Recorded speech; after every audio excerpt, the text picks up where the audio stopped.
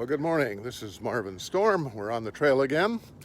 And today what I'd like to talk about a little is who your buyer is.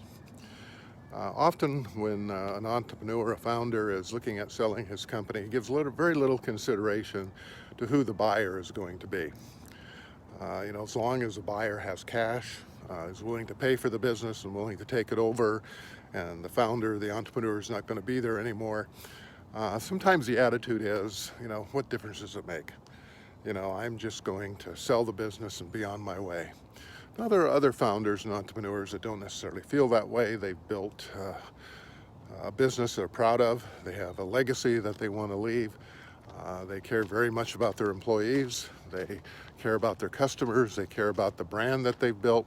And they want a buyer that really has that type of, code of ethics or vision that they have for the company, and they'll be very particular on who they sell the company to, often even taking less for their company to find the right buyer. The other day I was out and we were driving down the street and we drove by a garage sale, and it said moving sale, everything must go. And so it was a Saturday morning and we didn't have a lot to do, so we pulled over and we were walking around and they were selling everything. They were moving from California to Tucson. Seems kind of the thing to do these days, is for a lot of Californians are moving out and moving to other states, less expensive states to live in. And I've lived here for decades, and I probably will live here for a decade or two more. I've often thought maybe I would eventually move, but we're kind of getting settled in. After I sold my company a while back, I did move from the San Francisco Bay Area up to what is called the foothills, the Gold Country, on the way up from San Francisco to Lake Tahoe. We live in kind of a rural community now. Don't want to get sidetracked here. But in any case, talking to this individual, I went to this garage sale and I found an armoire. And I have a room in my house that we use sometimes as a bedroom, but it doesn't have a closet, so it doesn't really legally qualify as a bedroom because it doesn't have a closet. And so with no closet, we have door hangers and hooks on the door where guests or someone that comes in can stay and kind of hang up their clothes on hangers, but no closet. So we were looking for an armoire, and we came across this beautiful antique armoire. I mean, antique might mean 100 years old or something like that, not hundreds of years old. And it was, quite nice. And I really thought that, I'll just make them an offer. We really weren't all that excited about it, but it was towards the end of the day, and we were looking at the armoire. And as we looked at it, they had a price on it, and I actually told them I would give them half of what they were asking for it. And because it was large, I didn't have a way to get it home, and I didn't know if it was going to fit. I thought it would, but I went ahead and bought it. And the point of the story is that then I had to figure out how to get it home. They accepted the offer because they were moving, and they didn't want to take it with it. They didn't know what they were going to do with it, I guess. And they took my, lowball offer. Good for me, I guess good for them too. But I had to figure out how to get it home. And so I called up a friend of mine, and had known him quite well, but didn't know a lot about his business. And I knew that he was an attorney. And so he came over, he had a big pickup, and he came over and he helped me pick up the armoire and, haul it into my house and set it up. And by the way, it was perfect. Best money I spent in a long time on furniture. Anyway, on the way over and, to pick up the armoire, and after we loaded it up on the way back, he got to tell me a little bit about his business. And a few years ago, he brought in private equity as a majority shareholder in his company. They maintain 40%. This is roughly the numbers, about 40% of equity, him and his partners. And private equity got control of the company. And he said that was probably one of the biggest mistakes that he's made in his career. He had left the legal profession and got involved in this company and was building it up. And they were looking for expansion capital, and they figured that they Instead of selling the company, they would bring in private equity who would provide them growth capital to be able to buy other locations. It was in the medical field and the elderly care field. And as they expanded the company, they got access to capital. However, they didn't have control of the company. And because they didn't have control of the company, they didn't control how the business would grow, of how the standards of customer care, of this patient care, of what they built their reputation on. The private equity, now the owners and controllers of the company, I should say, the majority shareholder of the company now, had a different agenda. And they didn't really share that agenda in as detailed. And when you're a first-time, entrepreneur and you haven't done anything like this, and you talk to people that are very sophisticated and can structure the deals that appear really good, but the devil is in the details. And in this situation, they really lost control of the strategic vision of the company, of what they could and couldn't do. So there was a big push on reducing expenses and increasing the bottom line, because the private equity people were going to be into this investment for 5 years, max, maybe 6 years.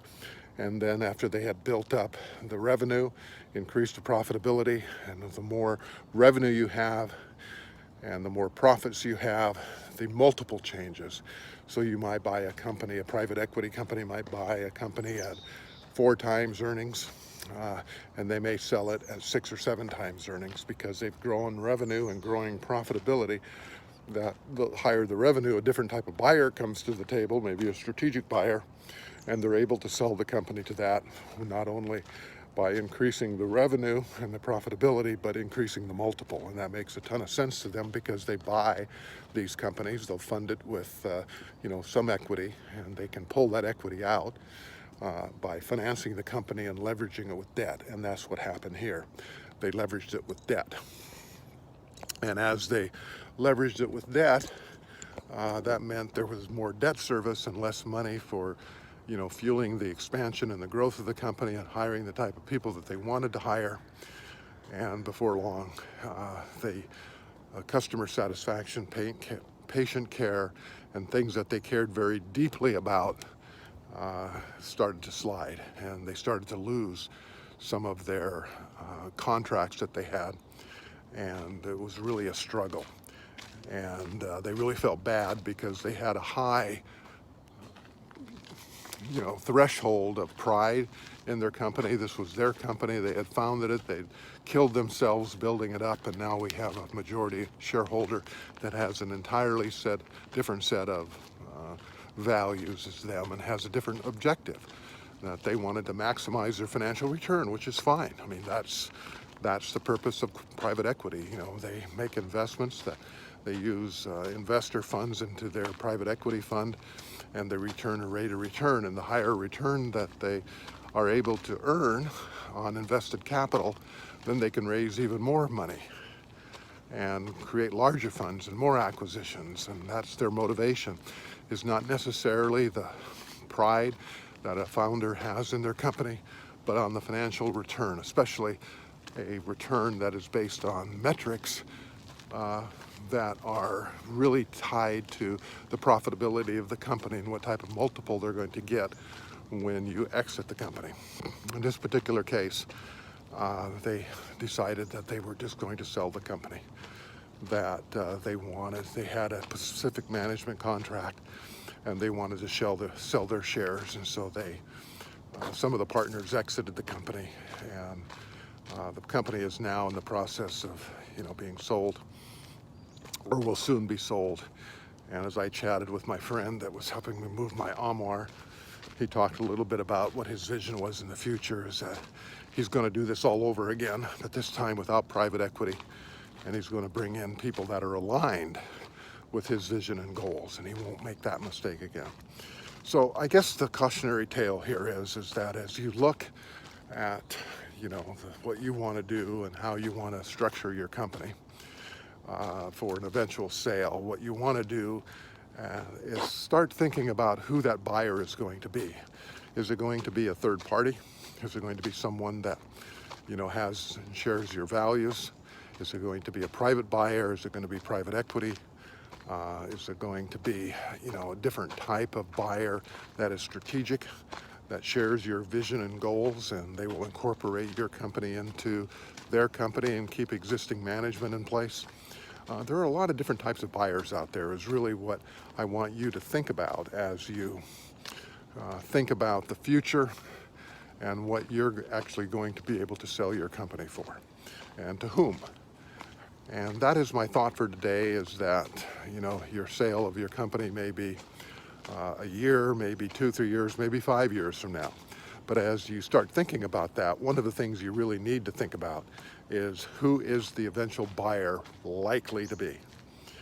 And if you can identify that buyer, and then when the offers start coming in, you'll have thought through that process and you can start eliminating buyers, relatively early in the process, because you've thought through, you've gotten a lot of information, and you've decided in advance of who your buyer should be and who you want to sell your company to.